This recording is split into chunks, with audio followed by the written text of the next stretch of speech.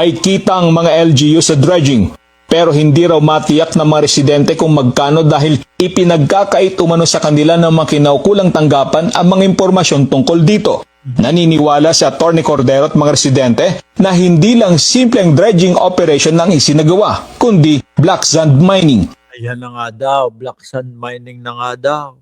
Pagka ganyan ho, nakakasira ho ng ano yan, kalikasan. Apektado yung mga mangingisda, syempre mamamatay po. Wala na mga corals na titirahan yung mga isda. Unti-unting mauubos. Yung mga mineral, mawawala, di ba? Nakaka-apekto ho yan, mga bossing. Tsaka yung sinasabi, yung mga residente, hindi makatulog sa gabi, isa pa yun. Ayon sa mga eksperto, matindi ang magiging epekto ng black sand mining sa turismo at kabuhayan ng mga residente. Bukod dyan, banta rin ito sa kalikasan. Sa pahayag ng pambansang lakas ng kilusang mamamalakaya ng Pilipinas o pamalakaya dahil sa seabed quarrying o dredging, nasira ang mga coral reef at iba pang yamang dagat kaya madalas umuuwing walang huli ang mga mangingisda. Yun ang nga ba sinasabi ko. Siyempre, wala akong patitiran yung mga isda doon. Sira ang kalikasan, lalayo. Nako, kung totoo to grabe naman talaga sila Chavit Singson. Tanda na.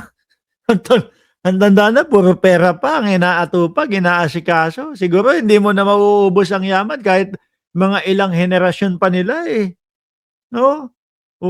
Naging talamak din daw ang coastal erosion. Dahil dito, ang mga apektadong residente magsasampa ng kaso sa ombudsman laban sa mga opisyal ng Ilocos Sur na nagbigay ng pahintulot sa dredging operation.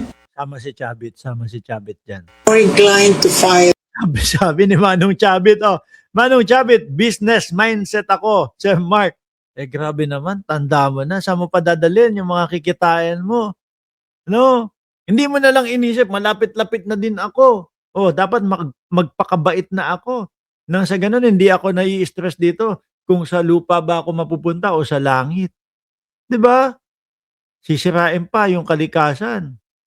A plunder or a graft and corruption case against these local executives who have allowed dredging and black sand mining in the affected areas, which has caused damage to the income of the people in the area affected, and as well as the residences, because the environment itself, because if you go now to these places, well, once there was a seashore. Mukhang walang pakialam dyan si Boss Chavit, pakialam, basta importante ako kikita, bahala kayo sa buhay nyo. Sabi ni Sir Bench, yan ba, Chavit, ang makikipagdebate kay Pangulong Marcos? Unahin mo muna, ang dami mong kaso. Totoo.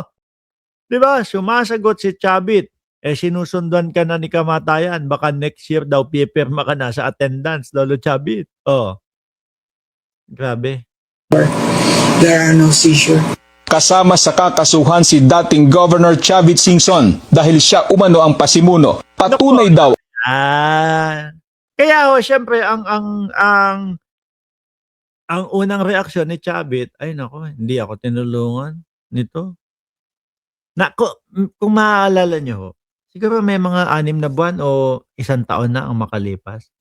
Yung unang buga ni Chavit Singson, yung unang labas ni Chavit Singson, ay, layan, tampo ko dyan, nagtatampo kay Pangulong Bongbong Marcos. Kasi daw, sinuportahan niya, suporta. Tapos ngayon, eto, malapitan, hindi na kilala, no? Punta ka doon kay ayong malapitan. Baka doon kakilala ka. Pero kay Pangulong Bongbong Marcos, siguro, ang ibig sabihin ni Chavit Singson na hindi malapitan, eto nga po, no? Lumalapit siya, tulungan mo naman ako pinapa-imbestigahan kami. Kaso, si Pangulong Bongbong Marcos, mga kababayan, wala, ayaw. Hindi, kailangan harapin nyo yan. Diba? Kasi po ang maganda dito kay Pangulo, mga bossing. Yung tipong walang may nagawa ka sa akin, pakialam ko kung pinapa-imbestigahan ka. 'Di ba? Walang utang-utang na loob. At yan po yung magagandang maging mga pangulo, no? Kasi alam naman ho natin, mga kababayan, sa bayang Pilipinas, madami po diyan yung sponsoron ko na.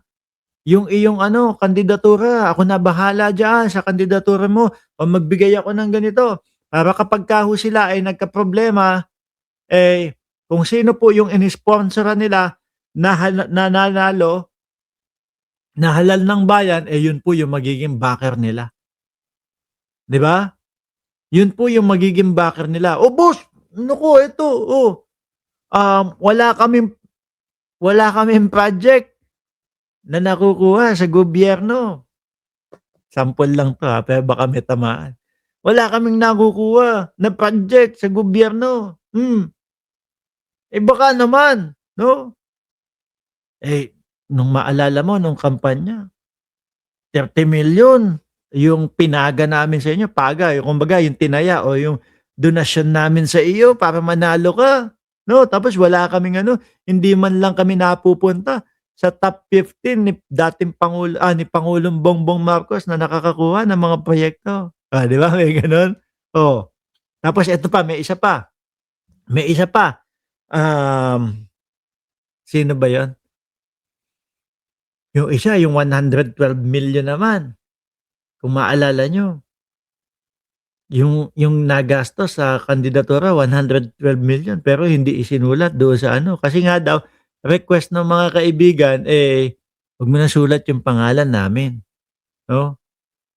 Kaso sabi nung batas sa SOSE, kailangan isulat mo yung mga nag-donate sa'yo para malaman namin, 'no? Malay mo, mga, lord diyan, lord ng mga pinagbabawal na gamot yang mga 'yan, oh.